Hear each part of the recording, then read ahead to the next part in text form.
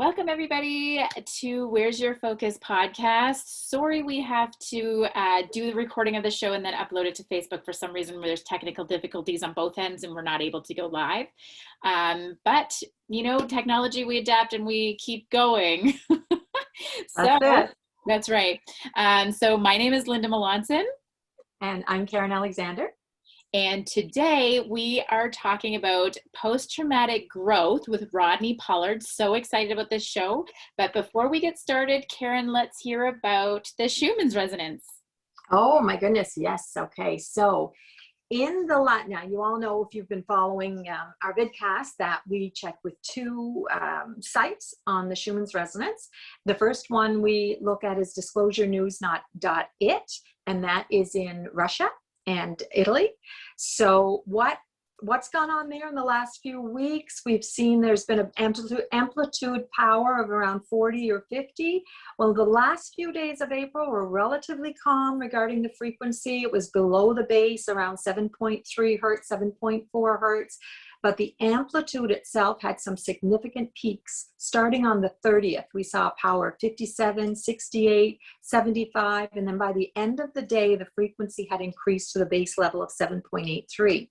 Now, on May the 1st, we saw the frequency drop to 7.25, and on the 2nd, we saw it raise to 8 hertz, and it stayed there for about 3 hours around midnight that day. So, the next day, which was the second it raised, and the next day on the 3rd, we saw it decrease again, but there's been so much movement with the amplitude and the frequency as well, but it's not gone over the 8 hertz, right? So we've had some intense movement. It actually reached a power of 92 on May the 3rd, and today already it's gone from 57, peak of 74, and now we're up to 85. So if you look at the graphs, you're going to see a lot of white coming through. And Linda, remember we had talked about the pillars, the white pillars that were very narrow, but pillars going from top to bottom. Well, now we're seeing that same white come through, that same white light come through, but it's in bigger sections. So if you look at the graph today, I think it's 3 or 4 big sections you can see of the white that's coming through. So May has been, so far it's been quite extreme when it comes to the frequency and the amplitude. The quality, we didn't see a whole lot of movement, but there has been some movement as well there. Now, HeartMath, which is usually the second one that we look at, and we see Canada in there as well. Again, today there's no data, so there's not a whole lot we can do about that today. I'm anxious to see. Hopefully next week we'll be able to see what happened last week. But yeah, so it's pretty exciting. Like we always say, we know that there's big changes happening. So, and we can feel it, right? Like Linda and I talked about it this morning even, and just before we came on, that we're both feeling this energy coming through. So Linda, tell us about what's going on with the moon and that portal that we were talking about. Yes. So as we can, I don't know about you guys out there, but since the full moon, it's like it all kind of started around the full moon, right? Which was about a week ago. And ever since then, it's just been powering through these emotions and connection to self and moving through all of this. So we went into, on Sunday, we went into Aquarius. Okay, so the Aquarius, again, it's all about our spiritual connections and allowing ourselves to learn and grow in higher spiritual thinking, right? So grasping new spiritual concepts and all of that, right? So then that brought us right into the Pisces moon, which we changed into yesterday. Okay, so the Pisces is a very interesting influence because we get 2 influences through the Pisces moon. We have a very spiritual influence, but we also have this very grounded social aspect that comes into it. And it's no mistake that we are going into this portal in the Pisces moon. right? Because the portal that's open today is the 555, right? And the 555 energy is all about powerful change, and it's fast moving. It's like we can't control what's going on and what's coming through right now. It's just, we just got to let it move. We got to let it go. We're letting go of stuff. We're embracing new concepts, new ideas, and all of that. We just got to let it move through us. So our empathic capabilities right now, very strong. So if you're picking up energies from everybody else, we got to make sure we're putting up those walls, protecting our energy. We need to be connecting to our energy right now more than anything else. So, you know, if you need to put those walls up, it's a great time for meditations and inner development. This is the big thing that we are really able to connect with, is the inner developments. On Friday, we are moving into Aries, right? So now we're restarting the cycle again.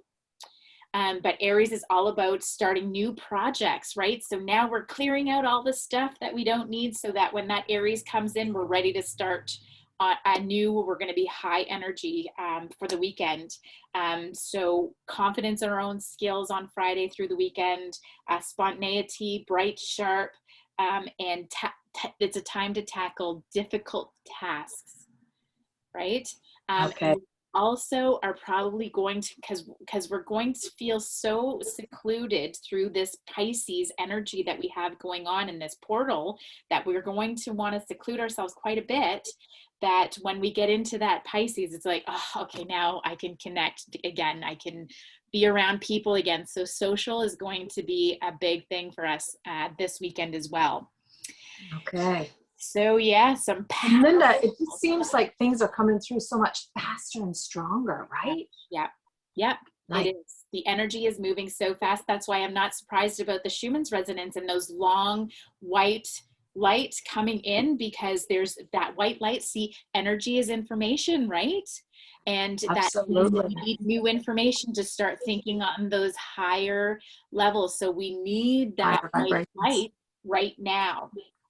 Right, right. And it's amazing. Like you can see it, like I said, when you look at that graph, right? Like there's just not, it's nonstop. It's just steady coming down at us. So yeah.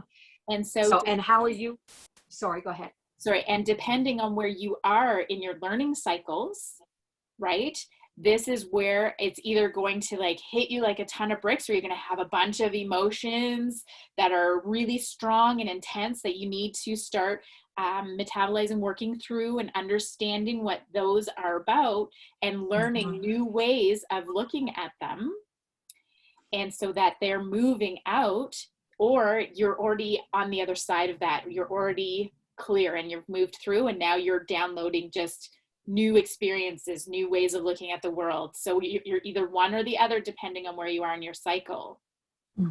Absolutely. And I mean, things, like we say, things are changing so fast, but not only are things around us changing so fast, even the ways we were dealing with things before, those emotional, you know, the way we used to talk about detoxing and all of that stuff, none of that is working the same way anymore, right? Like we are having to come up with new initiative ideas to help us move through those things.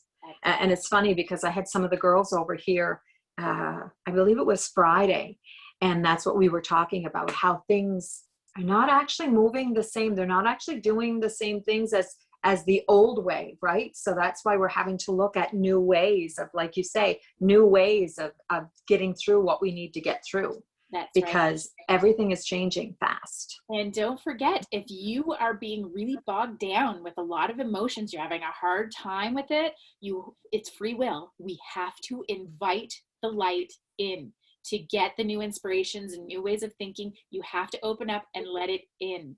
And if you're not getting that, you have to ask yourself, where am I blocked? Where have I put a wall up that I'm not accepting that guidance in? Because it's there, but it's free will. We have to let it in. And sometimes we're having resistance when we don't even realize we're having it, right? But I mean, it's human to kind of resist change, right? So that's something that we all need to work on. It's like we really have to. We have to let it come through and ask for it to come through. That's right. Yeah. So. And if you see that you're still like, you got some time going by and you still aren't getting those new thoughts and those new ideas starting to come in yet, ask, where am I blocked? Yes. And you will get an answer. Your body talks to you. You just have to listen. You just have to listen. Yep. Absolutely. And I was telling you, I had 3 days where I was having such a hard time. I was having a lot of emotions. It was really heavy. And I always honor that. And I was just allowing myself to be with it. But as much as I was trying to get the information, it wasn't letting it in. And as soon as I said, where am I blocked? It was like, boom. I could just see all of these events that took place in my past that caused me to have different thought patterns that wasn't allowing it in. And then all of a sudden it was like, okay, boom, then I was allowing all of the new information and I could come out of it. It was, but that's the whole trick, is we need to ask the right questions. That's what it's about. Absolutely. And if you're not sure what to do on your own, I mean, my goodness, there's so many people that can help, right? That's right. So reach out to us. If we can't help you, then we will direct you to someone who can. But I'm pretty sure we'd be able to help in some way, shape, or form. Absolutely. Yeah, for sure. That's great. Okay. So today, like Linda had said, we have a guest, Rodney Pollard is coming in today. Rodney is originally from Newfoundland, so he's a fellow Newfie. He's now living in Fredericton, and Rodney's a veteran of the Canadian Armed Forces. So he's done 2 tours of duty. He's got that under his belt. And as many like him, I'm sure, those tours of duty have left him impacted with PTSD, physical as well as spiritual traumas and injuries, right? So after healing himself, what he's now doing is he's mentoring other men who've been through the same or similar things. And when Linda and I first met Rodney, he's just such a happy soul, right? Like, he's so easy to be around. And he was talking to us about his experiences, not only in the armed forces, but also in his life.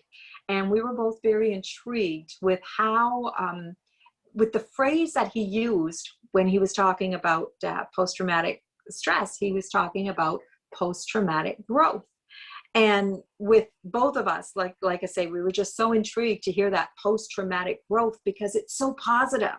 So in this episode, what we're going to talk about is exactly what post-traumatic growth is, what that growth looks like, and tools that may help support with the growth, as well as incorporating those tools in a daily routine for a better quality of life.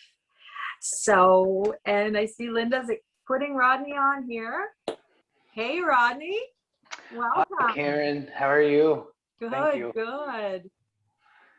Welcome. Happy to have you here, Rodney. Thank you, Linda. I'm so happy to be here. Yeah. Thank you for having me. That's great. So, Rodney, you just came in when I was introducing you. I don't know if you probably didn't hear what I had said, but if there's basically just talked about you being a veteran and gone through, some ordeals in your life because of that and other things, and how you intrigued us with your post-traumatic growth. Well, let's dive right in there and get talking about post-traumatic growth. This is something it's something that I've been biting my tongue on for a few years. No need to bite any longer. Right, the time is right. So what exactly is post-traumatic growth? Post-traumatic growth is, I'm going to give a proper definition and I'll break it down. Post-traumatic growth is the positive psychological change that is experienced as a result of the struggle with highly challenging life experiences, identifying of new possibilities, purpose of life. Essentially, the way that I would break it down for myself to understand it is we go through ordeals or circumstances in our life that are above and beyond our moral understanding, and it can impact us going forward. So, and what I mean by that is going forward, and now ordinary things in life can trigger that experience that we had from the past.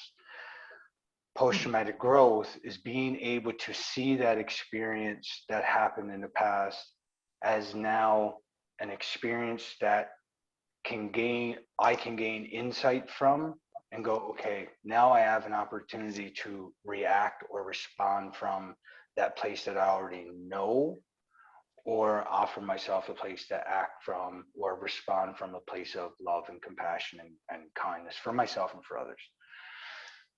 So that's essentially my breakdown of what post-traumatic growth is.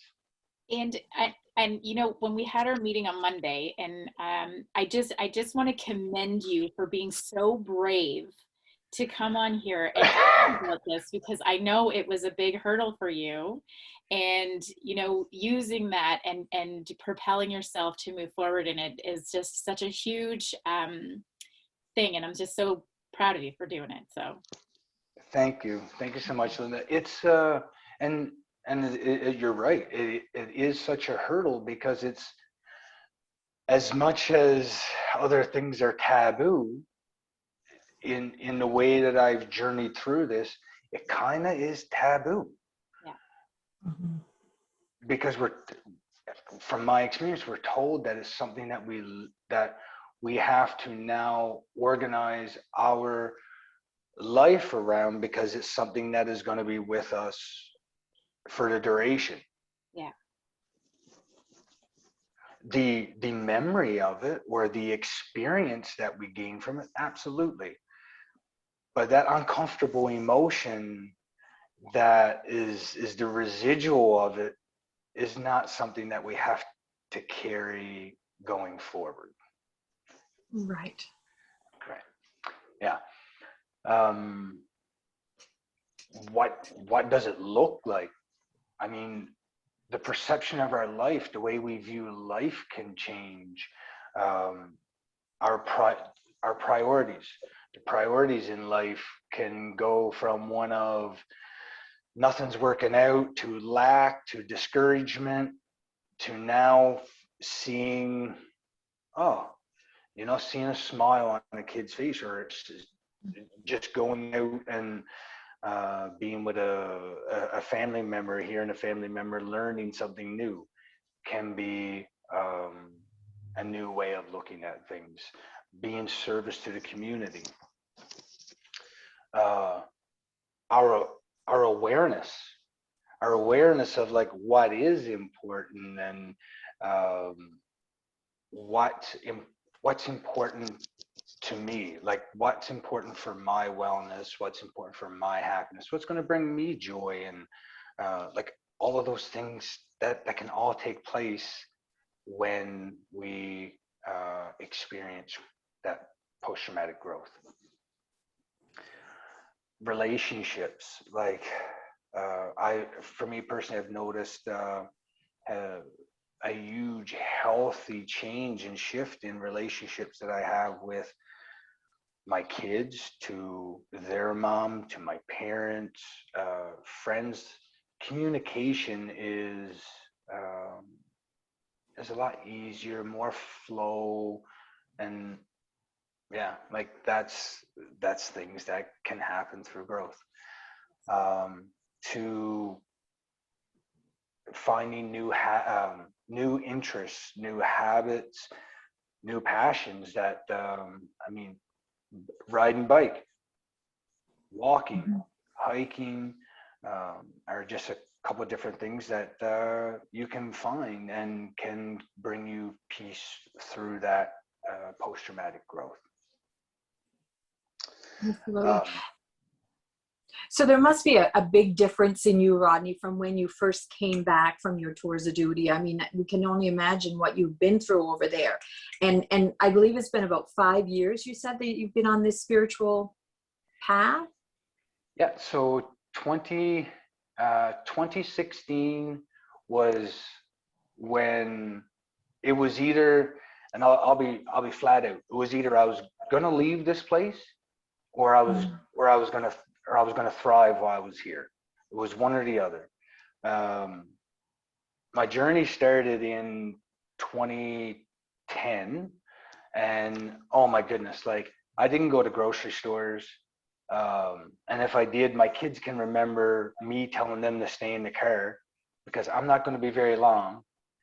But if I were to have a like a for lack of better words, a post-traumatic stress moment or a triggering moment, I would have much rather for them to be in the car than for them to experience it, which we, going to a park or different things like that, where the situation had to be perfect. There had to be very minimal people in the park so that I can have all my surroundings and everything covered, to the kids covered. Um, Social gatherings, events, like that was nil and void. Like that wasn't something that I would ever do. Um, Simply for the fact that I believed that I couldn't. Mm. It was, yeah. And I'm sure that there's a lot of men and women alike who can relate to that, right? Like, I mean, there's so many out there who are dealing with this trauma that arrived from either a past life experience or from the military or whichever, right? So I'm sure that a lot of people can relate to that, and to see you now, how you heal that and you don't experience those moments anymore. And what I love about what you said, Karen, is it's more than just like the military experiencing it and other Mhm. people experiencing it. And what that was the really defining moment for me when I went away in 2016 to Homewood for the PTSD recovery. I was one of three veterans, I believe, in a program for post-traumatic stress that had 33, 34 people in it. There were military, RCMP, teachers, Mhm. nurses, like EAs. And it was just like, for me, it was that moment of military and first responders and everything are not the only ones that experience this. And it's trauma, like whether we label it post-traumatic stress trauma or trauma in life and different things. I I believe it all impacts us in some differently for sure, but the symptoms all come back to that trauma Mhm. that we label as PTSD and such. You know what I mean? Um, and to see that, yeah, that was like so cool. It was to see that it wasn't just you know law enforcement and security people and everything that were experiencing this and overcoming it as well through it, right? Mhm. Was very cool. And that kind of Um, opens up the whole discussion on, it even expands beyond even the ones that you named, and can even just be, simply happening to anybody who's experienced even a car accident or, and we talked about this on Monday too, is it could just be somebody who overheard somebody else talking, and Absolutely. that just shifted the way that they thought about themselves, and that can be a whole trauma response as well. So it's, we can't limit it to, oh, it's only the people who have experienced these huge traumatic experiences. That it can be small traumatic experiences as well. Right. Yeah. absolutely, Linda. I totally agree. It's like there isn't everything and anything that someone experiences is true and real in their in their experience of it, in their truth of it, right? And I believe that's how we have to handle it all. And if it's true for them, then what can we do to support them in moving through that trauma that's for them. It's like a bicycle accident or a car accident could be to that person as traumatic as someone going overseas. It's because that, right, because that could be the most major thing that's ever happened to them. So comparing, it's like we have to get the comparing out of it and just look at the individual and go, okay, this individual, what is the tools, what is it that they're experiencing, and how can we support them moving forward? Like, that's it. Point there. Yeah, Yeah, exactly. just and allow them to be the guide. Like they guide the process, and the people be the observers and see and just kind of help and point them in the right direction, but allow them that is healing the trauma to be in control. That's right. And the words you used at one point, Rodney, were pretty cool. I think it was create their own movie. Right. It's like we have our experience that we remember, and that's the thing that continues to come up. And through doing different healings and different therapies and stuff, I came across a gentleman, Dr. Joe Dispenza, was like, create your own mind movies. Like you already have this experience, so have that same experience, but shift the endings, shift the middle, like change it around to incorporate different emotions that can give you a different experience of what you did. And when we can do that, like it's that emotion doesn't be the one that's from the past, doesn't become the main emotion anymore. Like that emotion leaves, because we can connect any emotion to it that we choose, along with having the movie play out any which way that we want it to,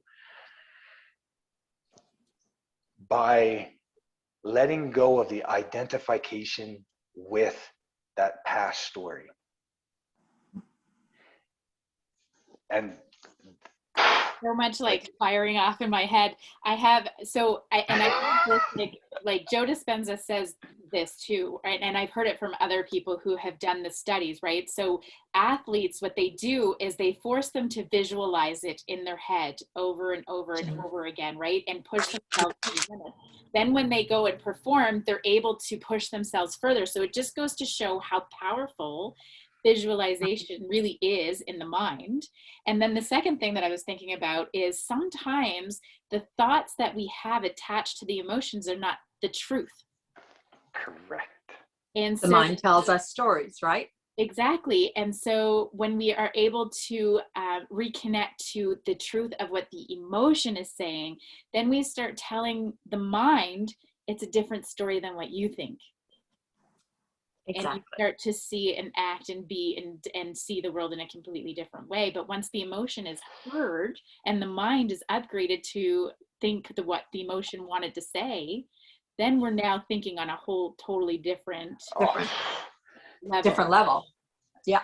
Higher vibration, right? Exactly. Totally. And exactly how you use the example of like the athletes, they got them to visualize doing the marathon and everything else, and how everything started firing. It was me taking a situation that had occurred while serving overseas, that either brought night sweats, night terrors, different things like that, that when I woke up I could remember them and go, okay, I'm going to go back there and I'm going to experience it where I'm conscious of it and see the feelings and everything that come out with it. Okay, I can sit with this. I identify with it. I let the emotions know that they're heard and everything. Then I create another movie that's very similar to that one, but now the incident that had happened, I took that incident out of it and I made it the way that I wanted it to end. So I do that. I practice it. And eventually the night terrors wouldn't coming back. The night sweats with regards to that was gone. Then throughout the day, even the triggers that would typically set me off throughout the day with regards to that particular incident or whatever, now all of a sudden it was like it would happen and then I'd look back and go, oh, I didn't react to that. Very interesting. And then just carry on. Not really give it much attention, but just notice that it shifted and carry on.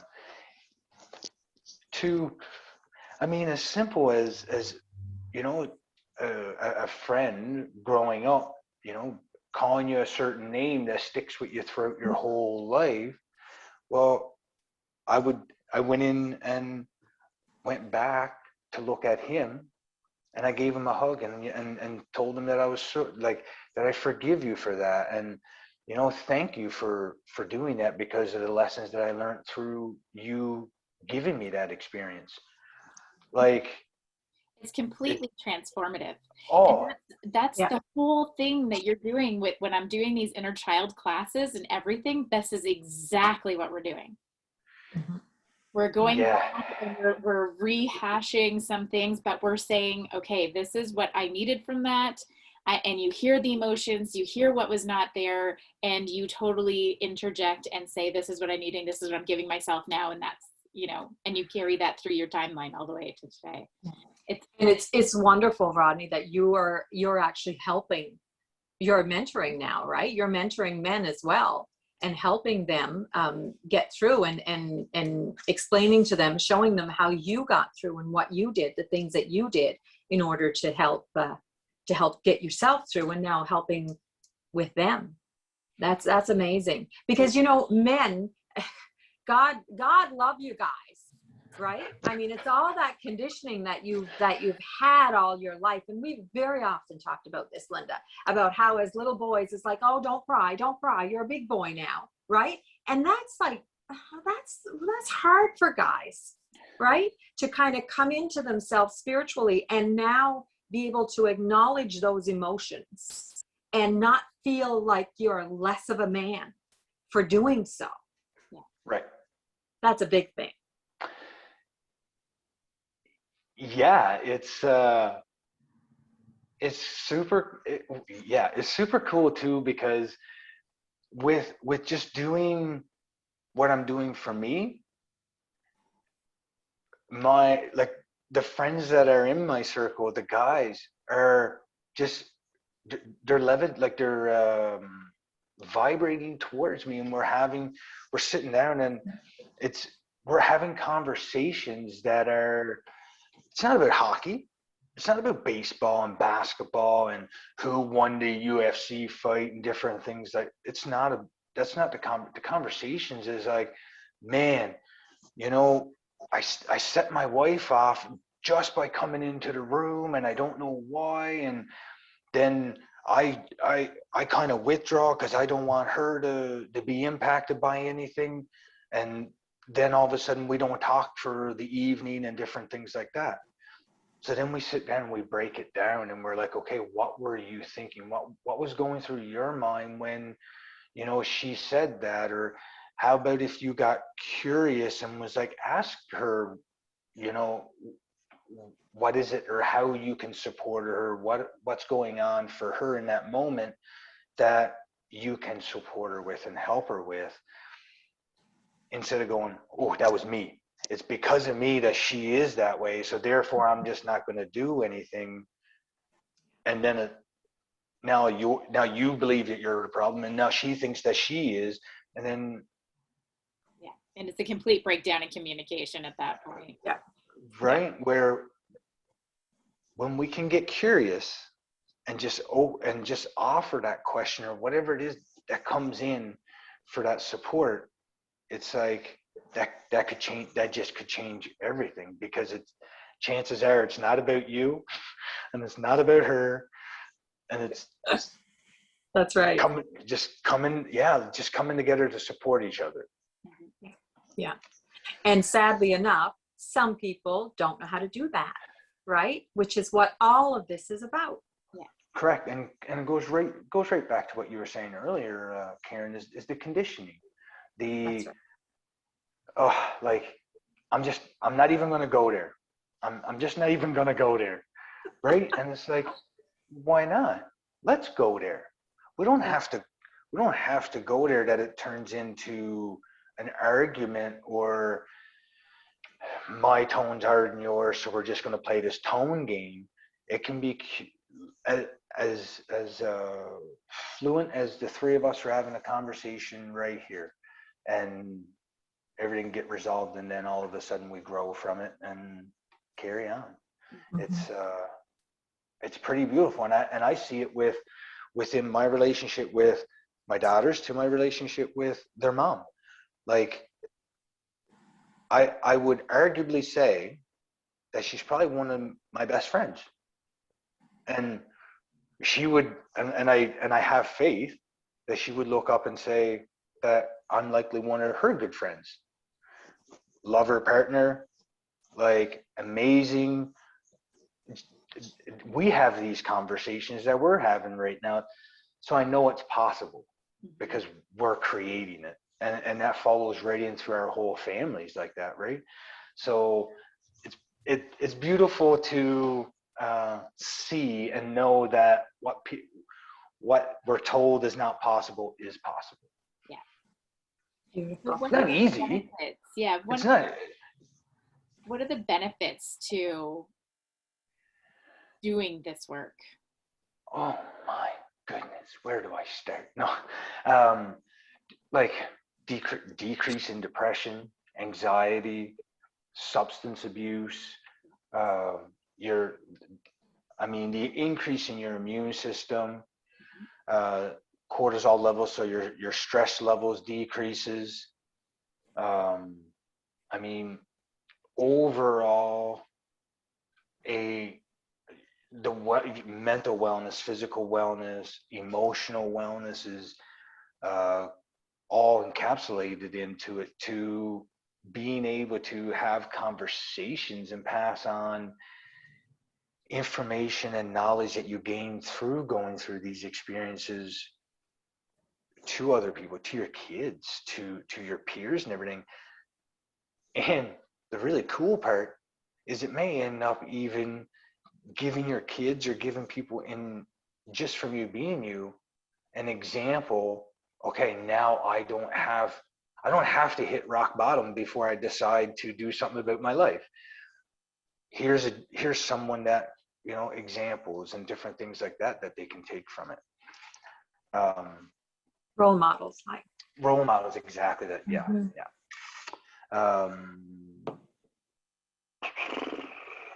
Let me see. Um, I mean, what else for benefits? Just a more positive outlook, I would think, Oh, too. Like, I would yeah. say. I mean, even with it, you become more in touch with yourself. So you learn new hobbies. You know more about what you want and what you're not going to tolerate. Healthier boundaries for yourself. Um, just yeah, just an Yeah. over. I remember saying when, way back when, I know now I don't know what I want, but at least I know what I don't want in my life anymore. Right? Right. I know. And it's, yeah, and it's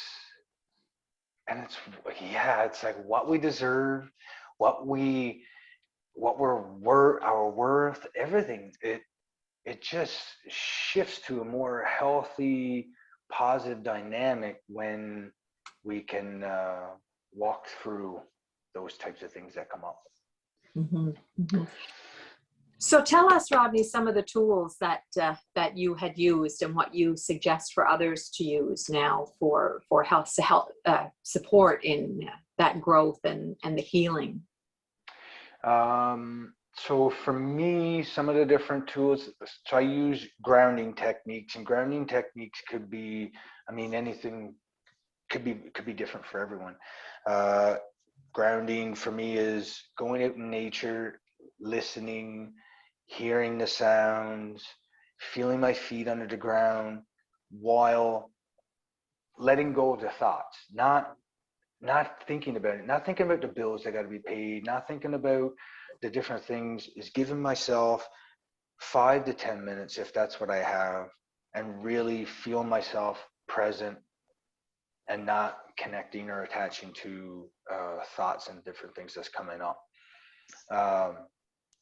The way that I talk to myself, if I notice, by noticing the different ways I speak to myself, if they are not uplifting and they're challenging, or I say lower vibrational, but if they're just negative words trying to reinforce why I can't do something, if I challenge those thoughts, I find the evidence for that.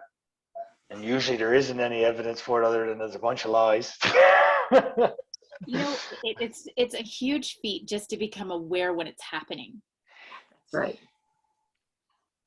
You know, like, you've done That's the first step, right? Great work when you're like, wait a minute, I'm not being very nice to myself right now. And that right there, Linda, is an accomplishment. Like that, we not even doing the 5 minutes of grounding or anything like that. The acknowledgement that, oh, I'm not being very nice to myself now, and just carrying on. It's like you now brought awareness to that thing.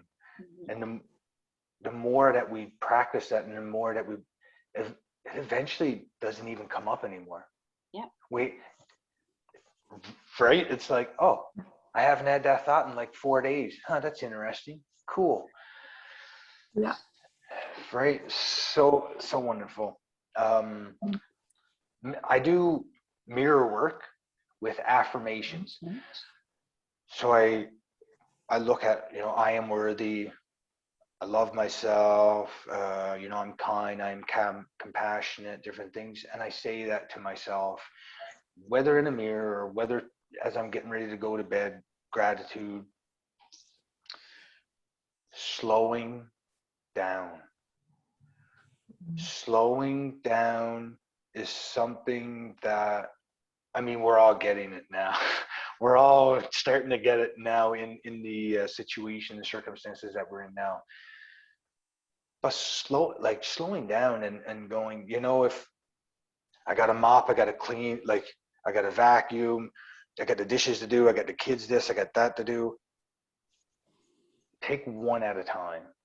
Do one at a time. And not slow down and do one task at a time, and do it with presence, and then carry on to the next. And I say all this is practice. Like, if you get into it for 5 or 10 minutes and then you lose that, well, you were in it for 5 or 10 minutes, so take that as your accomplishment, and then try for 6 minutes, as we go along.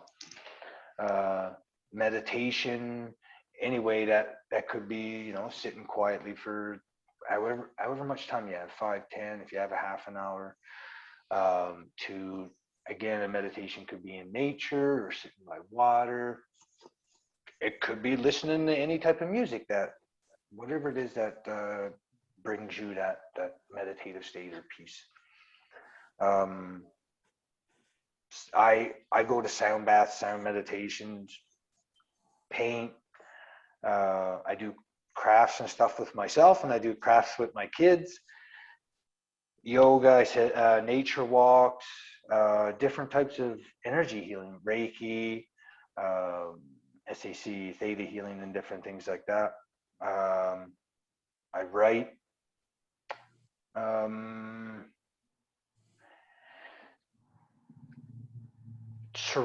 Probably one of the ones that I would say is my main one is surround yourself with like-minded people that are going to support your growth and support your journey.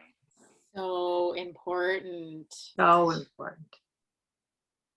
The one, yeah, like, I don't even know I would have had words to that other than that. Allows you a place of safety, and faith, really, that you can count on people that have your back. and that understand. Even if they don't have your back, they understand where you're coming from, and they can offer you support and guidance within that. Mhm. Yeah. Would be, yeah, that would be, what else? And I mean, even uh, support groups that Can we that talk a is, little bit about support groups for a second? Because there's yes, really two kinds of support groups, right? yeah, yes, Like we have support groups that help us and support us and help us to feel heard, but then we have support groups that can continue to support the trauma and the victimization. Yeah, exactly. So you have to be careful which ones you're going to. that actually, that's really good. I like that. Yeah. I didn't even consider the support groups that keeps us within that victimhood or that victim mindset and everything, which is true. And the support groups that are going to allow you to be yourself, your authentic self, share your story, and not try to fix you, not try to give you all these different do this, do that, and you'll be better, and that. Just groups where they share and you're heard. That's right. Doesn't have nothing any more than that. To share, be heard, and have that sense, that safety. Um, yeah, because and I really like that you said that, Linda, because it's very important. Because in that other setting of staying within that victim mindset, I mean, then people, that sense of safety becomes lost very easily. So yeah, I thank you for that. And yeah, I'm not sure how to add more into that, but definitely I like that support group where it can allow you to be authentic and share and really move through what it is that you're going through, not reiterate it and reinstate it, and yeah, like in that regard. Drive it in deeper. Yeah, yeah. Let's just open those wounds right up, and then we're gonna send you home. Yeah. We're not even gonna stitch you back up after we open up the wounds. We're just gonna open them up, and we're gonna send you home. And that was what that was one of the things that I found difficult for me personally with um, the traditional therapy. Like, and I mean, I had some amazing and wonderful therapists. It was like, oh, I'm going to get to talk about it. I'm going to get to share it. But the way that they would ask the questions, it would bring it up, but then not offer me a way of like closing, grounding back down when we talked about these heavy things to, okay, now I'm going to go home. So now we have to, close out that session of talk that we had, and so that I can go home and not have all these fresh things on the top of my mind that we just talked about. That was and in the traditional sense, I guess, of the support groups, that's what I found was the missing link. Was like, how are we going to take what we just spoke about, and now you leave here and it be a positive reinforcement to your day and to the experience that you had. Um,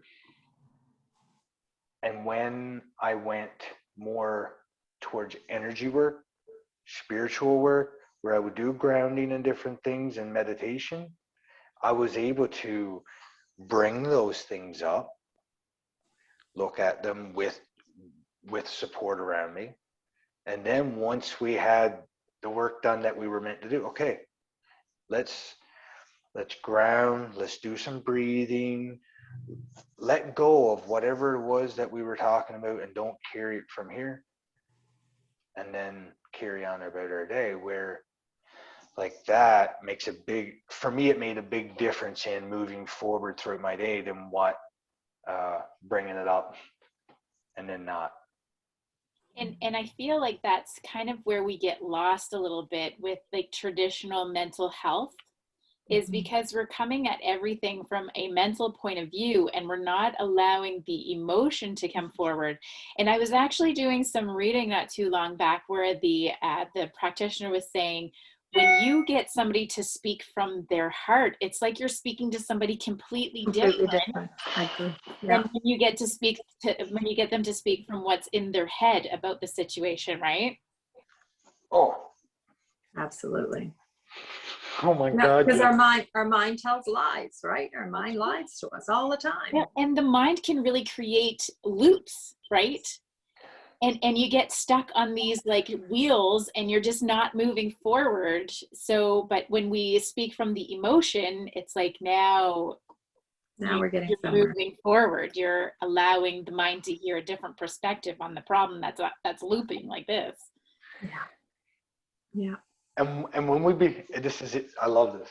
So when we start doing that looping, one of the first, well, for me, one of the first things I want to do is start chastising the brain, chastising the ego for allowing me to go there. And I don't anymore. So when that loop starts, I don't dismiss it. I allow it.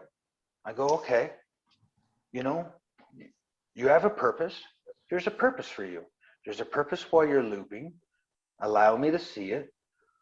Okay, I can acknowledge that and see through it and love the ego, love the mind as much as we love any other part of our being, because it's there. Its sole job is to keep us safe. That's right. It's That's to right. protect us. Yeah, It's there to serve us. It's there actually to do good things for us. It's just that there's old programming in there. Right?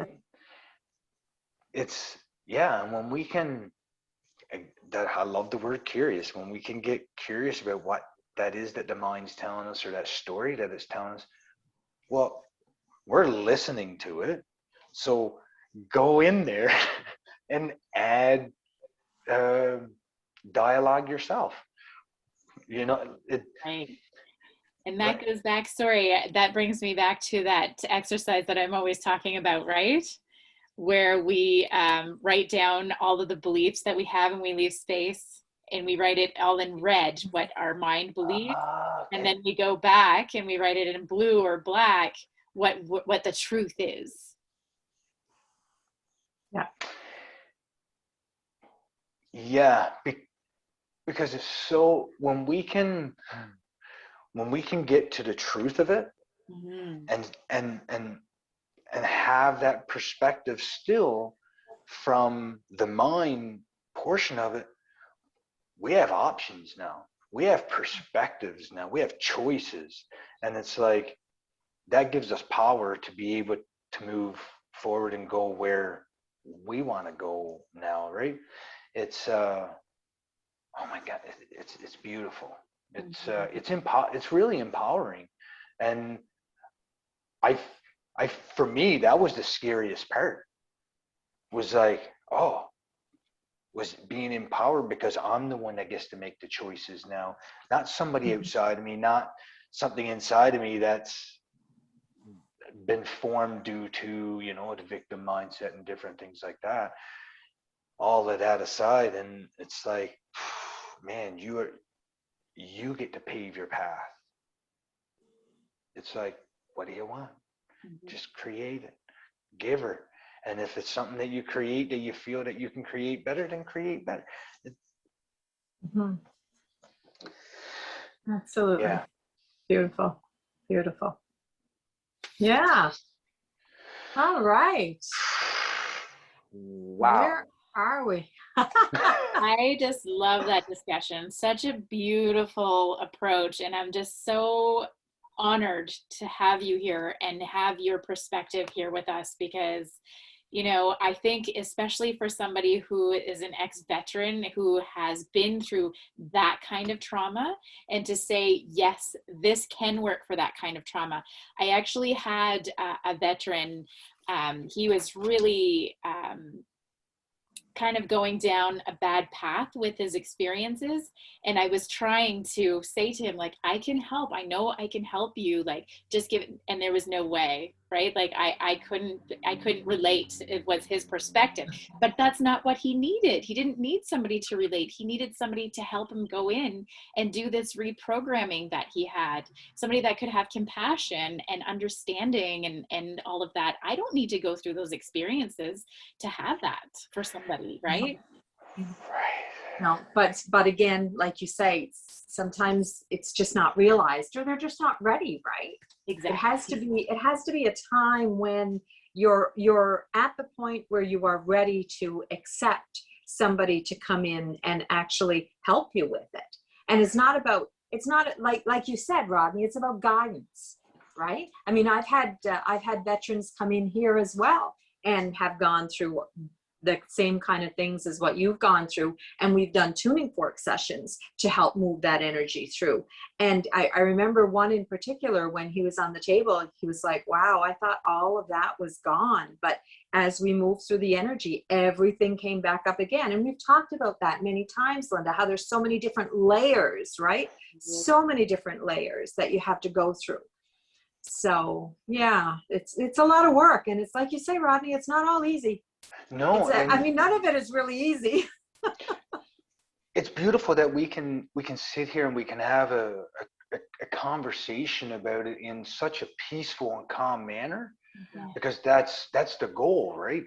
That's right. But it's not easy, and that's why, I mean, we try to put it off or not go there, or when things are difficult, to really, I'm not going to deal with that today. I'll deal with that tomorrow.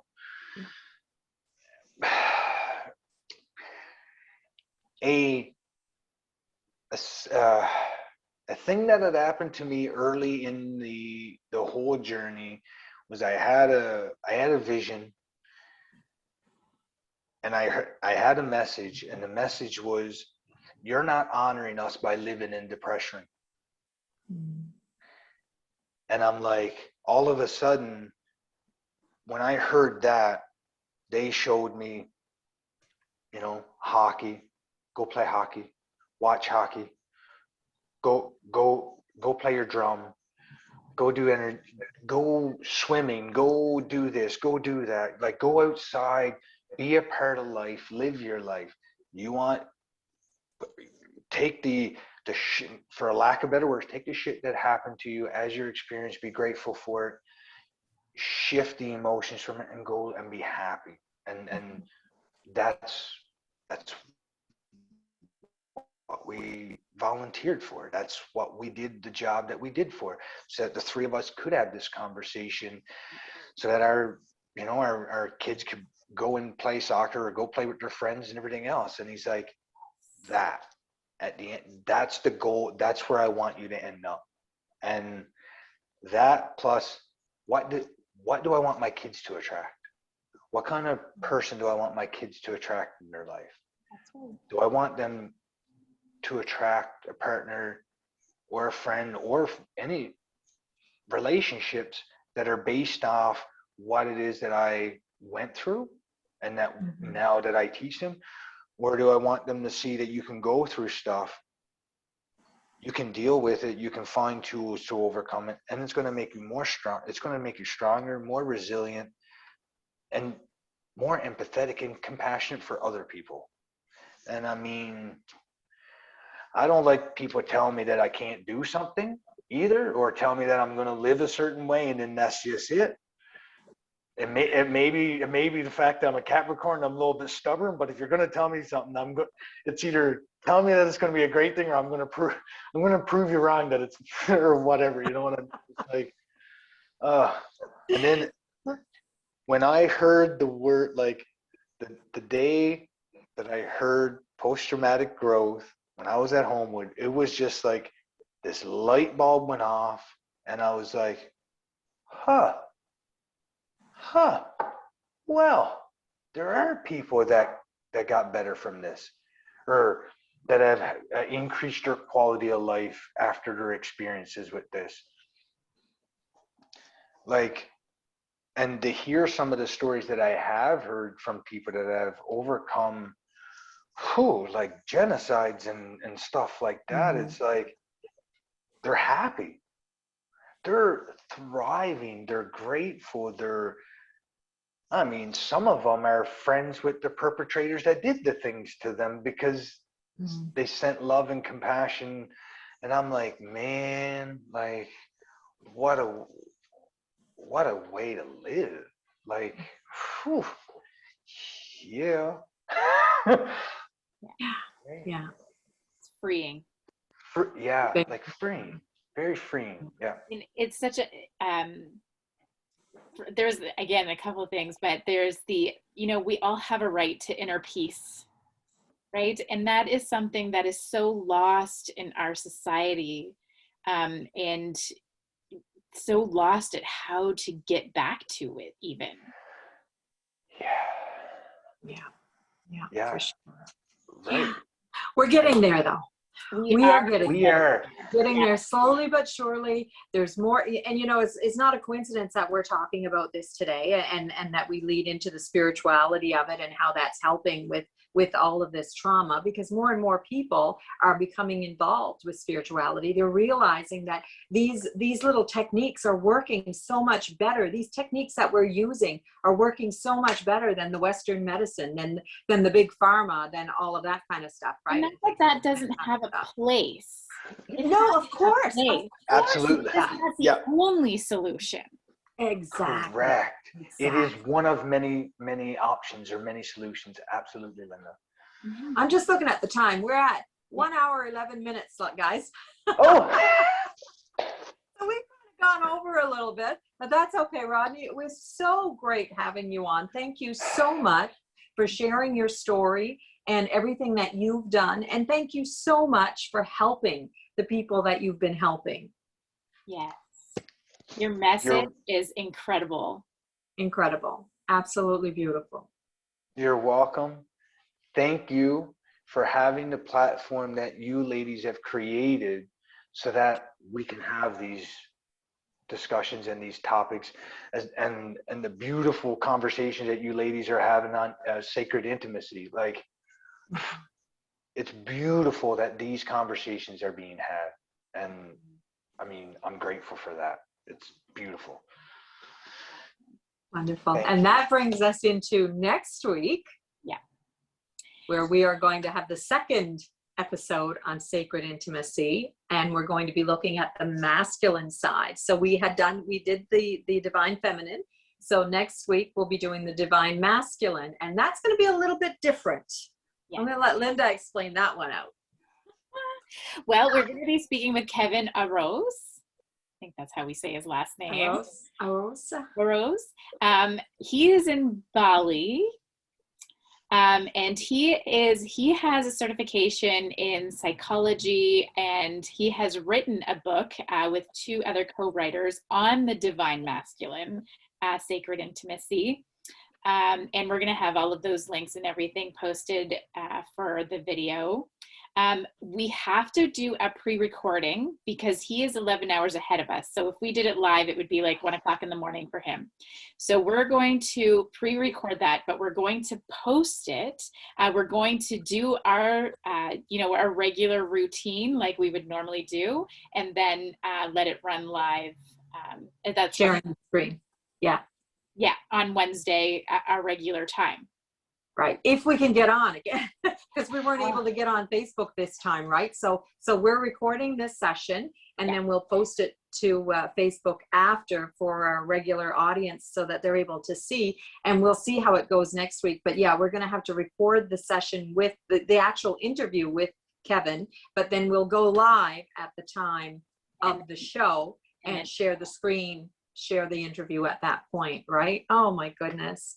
I know. Yeah. So technical issues. That's okay. That's okay. I have been waiting, I think, close to 3 years to have a conversation with this man. So I'm super excited to have him on the show. And he is just such an amazing and inspiring person. So yeah. Beautiful soul. Yeah, I listened to the last video that he had, I don't know if it's the last one now, but I had listened to one last week that he had done on the 4 archetypes. And that was really interesting. Yeah. So we'll get him talking about all kinds of stuff. Yay. All right. Well, nobody's watching live, so we weren't able to get on there. So hopefully we will get this shared out to Facebook shortly. And yeah. And if you're watching the replay, please, if you have any questions during the show for any of us, please post it underneath. We're going to have Rodney's contact information if you want to reach out to him for some mentorship with post-traumatic growth. Please feel free to contact him with any questions or and if you want further information or to work with him. I highly, highly, highly recommend that you do that. Absolutely. Absolutely. Wonderful. Hey. All right. Thanks again, Rodney. You're very welcome, ladies. Thank you. Bye. Bye.